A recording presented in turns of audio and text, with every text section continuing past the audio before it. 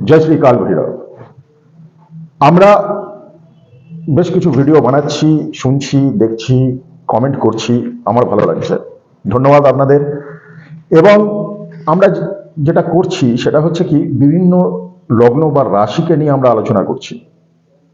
লগ্ন বা রাশির বৈশিষ্ট্য কি কি সেইগুলো নিয়ে আলোচনা করছি। যেসব জাতক জাতিকারা সেই লগ্ন বা রাশির হচ্ছেন তারা নিজেদের সঙ্গে মিলিয়ে নিতে পারছেন, আর অন্যরা তাদের অন্য লগ্ন বা রাশির সেই জাতক জাতিকার সম্বন্ধে একটু ধারণা তৈরি হচ্ছে এবং সেটা তাদের প্রয়োগের জন্যে বা তাদের সঙ্গে মেলামেশার জন্যে একটা উপকার সৃষ্টি করছে। এবার যে রাশিটাকে নিয়ে আমরা আজকে আলোচনা করব সেটা হচ্ছে কালপুরুষ চক্রের চতুর্থ রাশি, কর্কট রাশি। ইংলিশে কর্কটকে ক্যান্সার বলা হয় এবং এই রাশির অধিপতি হচ্ছেন স্বয়ং চন্দ্র অর্থাৎ চাঁদ। কর্কট রাশি যেহেতু কালপুরুষ চক্রের 4 নম্বর ঘর, এখান থেকে মায়ের স্থানকেও দেখা হয়, আমাদের জীবনে সুখের স্থানকেও দেখা হয় এবং চাঁদের একটা বড় ভূমিকা জ্যোতিষশাস্ত্রে আছে। কারণ চাঁদ আমাদের জীবনে খুব এফেক্ট করে, খুব আমাদের ওপরে খুব অনেক রকমভাবে নিয়ন্ত্রণ করে আমাদের মুড, আমাদের জীবনযাত্রা। চাঁদ এবং সূর্য এই দুটো শক্তি আমাদের উপরে খুব বেশিভাবে নিয়ন্ত্রণ করে অন্যান্য গ্রহের থেকেও। তো ফিরে আসি কর্কট রাশিতে। চাঁদের যেমন 16 কলা, কর্কট রাশিরও সেরকম 16 কলা। কর্কট রাশির জাতক জাতিকা একটু পরিবর্তনশীল, একটু মুডি টাইপের হয়। ইনাদের ভাব বোঝা সব থেকে কঠিন হয়।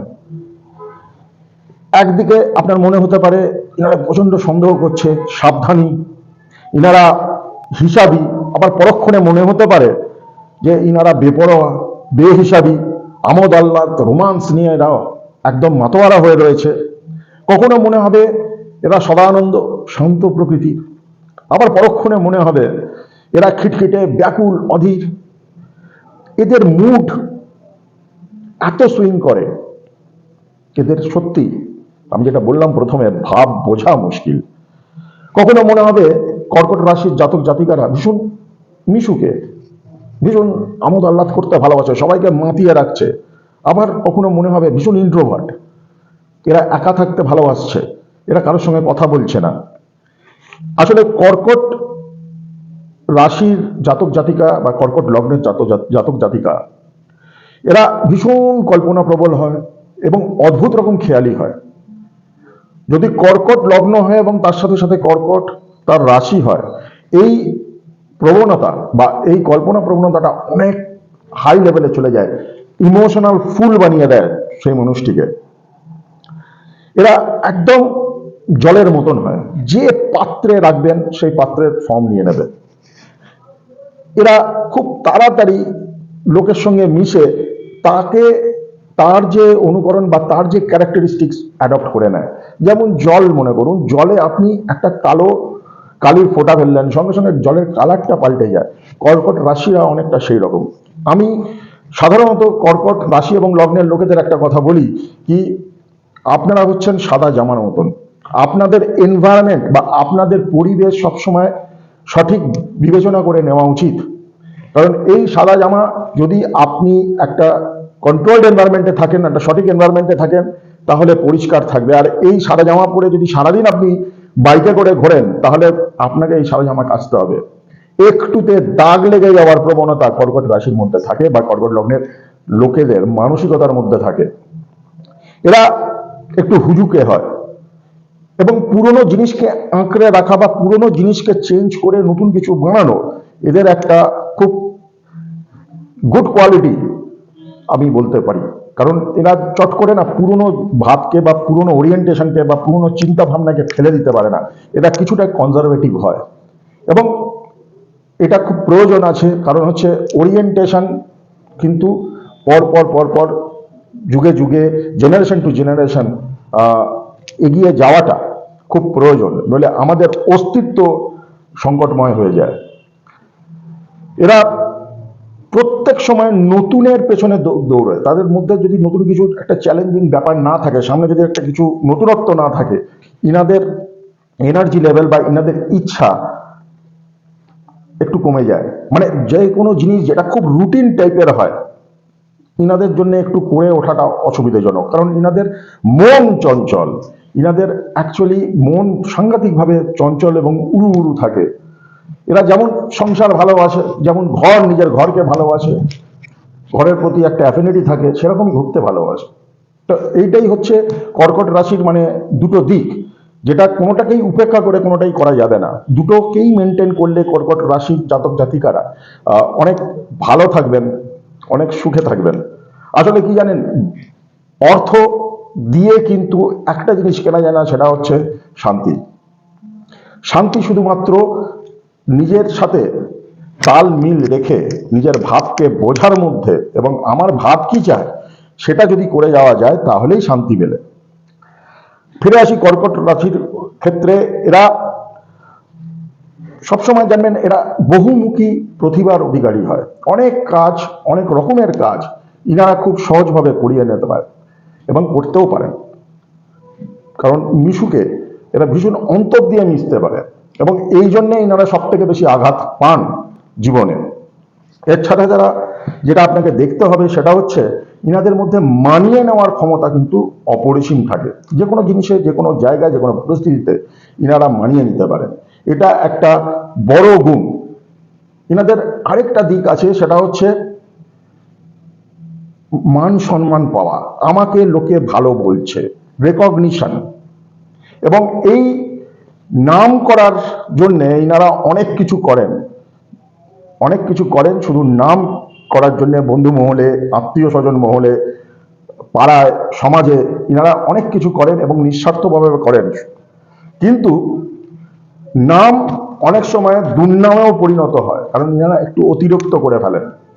অতিরিক্ত করে ফেলাটা কর্কট রাশি জাতক জাতিকাদের একটা বড় সমস্যা। ইনারা কন্ট্রোল করতে পারেন না। ইনাদের জীবনে উত্থান পতন দুটোই কিন্তু সমান থাকে। ফলে ইনাদের একটু বুঝে শুনে কাজ করা বা এগোনো বা সম্পর্কে যাওয়া উচিত। এদের মধ্যে সাহসিকতাও থাকে, ভীরুতাও থাকে। এরা সাংঘাতিক নিজেদের শরীর বা নিজেদের রোগ বা নিজের খুব কাছের লোকের শরীর এবং রোগ নিয়ে সবসময় একটা ভয়ে থাকেন। এবং ইনাদের মধ্যে একটা অদ্ভুত সাহসিকতা আমি দেখেছি, সেটা হচ্ছে ইনারা কিন্তু আধ্যাত্মিক ক্ষেত্রে প্রচন্ড সাহসিকতার পরিচয় দেয়। জপ সাধনা, কঠিন সাধনা ইনারা করতে পারেন এবং সফল হন। কিন্তু ওই মনের একটা ফ্লাকচুয়েশন, মুডের একটা ফ্লাকচুয়েশন, দীর্ঘদিন সেটাকে ধরে রাখা ও কিন্তু একটা যে প্রয়োজন জিনিস, সেটাও ইনারা কিন্তু মাঝে মধ্যে ভুলে যান। এদের অকারণে টেনশন, স্ট্রেস, অ্যাংজাইটি লেগেই থাকে এবং যে কোনো কাজকে, এই জায়গাটাকে, অর্থাৎ যেটাকে বলা হয় বুদ্ধি, এটাকে একটু কম লাগিয়ে মনটাকে বেশি লাগিয়ে ইনারা বেশিরভাগ কাজ করেন।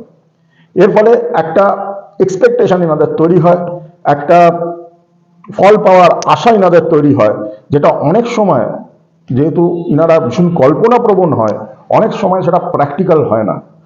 ফলে যখন সেটা আসে না, তখন ইনারা একটু বিমর্ষ হয়ে পড়েন, একটু দুঃখে ভেঙে পড়েন। আবার কিছুক্ষণের মধ্যেই বা কিছুদিনের মধ্যে ইনারা আবার ঠিক হয়ে যায়, আবার একটা নতুন কিছু নিয়ে মেতে পড়ে। আত্মীয় স্বজন নিয়ে ইনাদের অশান্তি লেগেই থাকে। কারণ কর্কট রাশি এবং লগ্নের লোকেদের প্রকাশ্যে বা গুপ্ত বিপদ এবং শত্রুতা কিন্তু থাকে। তাই কারণ আবার আমি কথাটা বলছি কেন থাকে, সেটা হচ্ছে ইনারা অনেক বেশি ইমোশনালি ইনভলভ হয়ে যান, অনেক পেটের কথা বলে ফেলেন, অনেক নিজেদের সিক্রেট শেয়ার করে ফেলেন, যেগুলো হয়তো যেখানে শেয়ার করছেন সেসব জায়গাগুলোতে না করাই ভালো ছিল। এবং সংসারের যদি সে পুরুষ হয়, স্পেশালি যে কর্কট জাতক যিনি হন, যদি সে পুরুষ হয়, তাহলে সাংসারিক ব্যাপারে বেশি মাথা গলানোটা কিন্তু ঠিক নয়। কারণ সাংসারিক জায়গাতে বেশি যদি মাথা আপনি লাগান, তাহলে অশান্তি ছাড়া এবং অসুবিধা ছাড়া কিছুই হবে না।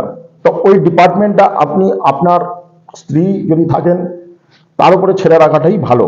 আপনি পারফেকশন বা সংসারে বেশি মাথা গলানোটা আপনি আপনার কাজেরকেও ক্ষতি করছেন এবং অন্যকেও আপনি কিন্তু বিরক্ত করছেন, এবং সব থেকে বড় কথা আপনার মনের মতন হচ্ছে না। তো ওই জায়গাটাকে একটু ইগনোর করলে সাধারণত আপনি যদি কর্কটের জাতক হন তাহলে কিন্তু একটু বেটার জায়গায় থাকবেন। এছাড়া কর্মক্ষেত্রে এনাদের ভ্রমণ কিন্তু লেগেই থাকবে, কর্মক্ষেত্রে এনাদের ভ্রমণ লেগে থাকবে। আমি বহু চার্ট দেখেছি, আমি একটা অদ্ভুত জিনিস দেখেছি, কর্কট লগ্নের বা কর্কট রাশির জাতকদের স্পেশালি মহিলাদের থেকে বিশেষ সুবিধা পায় এবং মহিলাদের থেকেই কিন্তু ক্ষতি বেশি হয়। কারণ কর্কট যদি আপনার লগ্ন বা রাশি হয়, আপনার জীবনে যদি শুক্রের মহাদশা বা শুক্রের অন্তর্দশা আসে তাহলেও আপনি দেখতে পারবেন কি সেই সময়টা তুলনামূলকভাবে সেইভাবে আপনাকে একটু চ্যালেঞ্জ দিচ্ছে, আপনার খুব একটা ভালো যাচ্ছে না। এবার আমি আসছি, আপনি যদি কর্কটের জাতক বা জাতিকা হন, আপনার লগ্ন বা রাশি কর্কটের হয়, তাহলে সব থেকে প্রথম জিনিস আপনি কি করবেন? দেখুন, জল হচ্ছে আপনার কাছে অমৃত সমান। জল বেশি করে ব্যবহার করুন, জল বেশি করে খান।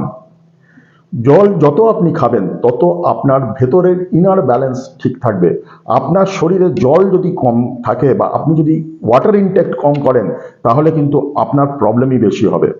কর্কট রাশির লোকেদের সবসময় সাদা মাটা খাওয়া উচিত, ঝাল মশলা তেল ঘি বর্জন করা উচিত, কারণ এটা অ্যাসিডিটি একটা প্রবলেম তৈরি করে দেয়। এবং সব থেকে সুন্দর জিনিস হচ্ছে পূর্ণিমায় কিছুটা সময় আপনি বার করুন, যখন চাঁদের পূর্ণ আলোয় আপনি 15 থেকে 20 মিনিট সময় কাটাতে পারবেন। এটা আপনাদের জন্য একটা রামবাণ বলতে পারেন, আপনাদের জন্য এটা একটা দারুণ এনার্জির ফরমেশন তৈরি করে। আপনি দেখবেন অনেক বেটার থাকবেন। এবং একটি তামার পাত্রে তাতে জল দিয়ে একটা চন্দনের টুকরো দিয়ে এবং তার মধ্যে যদি পারেন একটা রূপোর টুকরো দিয়ে ওভারনাইট রাত্রে রেখে দিন। পরের দিন বাকি জিনিসগুলোকে ছেঁকে নিয়ে সেই জলটা খালি পেটে খান। এটাতেও কিন্তু আপনাদের এনার্জি অনেক হাই লেভেলে উঠবে। এবং স্নান আপনারা দেখে থাকবেন কি, আপনারা যতই অসুবিধে বা খাটনির মধ্যে রয়েছেন, টেনশন করছেন, একবার গিয়ে স্নান করুন, আপনারা ঠিক। তো স্নানটাও কিন্তু আপনাদের জন্য একটা খুব ইম্পর্ট্যান্ট রেমেডি বা প্রতিকার। জেনারেলি সমুদ্রে বা গঙ্গায় প্রবাহিত নদীতে স্নান করলে আপনারা বেটার রেজাল্ট পাবেন, তবে এর সাথে সাথে ঠান্ডা লেগে যাওয়ার ধাঁচ এটাও কিন্তু আপনাদের থাকবে। তাই যখনই সিজন চেঞ্জ হবে, কর্কট রাশি জাতক জাতিকা বা অন্যত্র কোথাও যাচ্ছেন যেখানে ক্লাইমেটটা অন্যরকম বা চেঞ্জ হয়ে যাচ্ছে, সেই সময়ে কিন্তু আপনাদের বিশেষভাবে নিজেদের সুরক্ষার জন্য ব্যবস্থা নেওয়া উচিত। এরকমই আরো অনেক রাশিকে নিয়ে আসছি, আপনারা প্রত্যেকে কমেন্ট করবেন এই ভিডিওগুলো আপনাদের কেমন লাগছে সেটা আমাকে জানাবেন। শেয়ার, ফলো আর সাবস্ক্রাইব নিশ্চয়ই করবেন। ধন্যবাদ। জয় শ্রী কাল ভৈরব।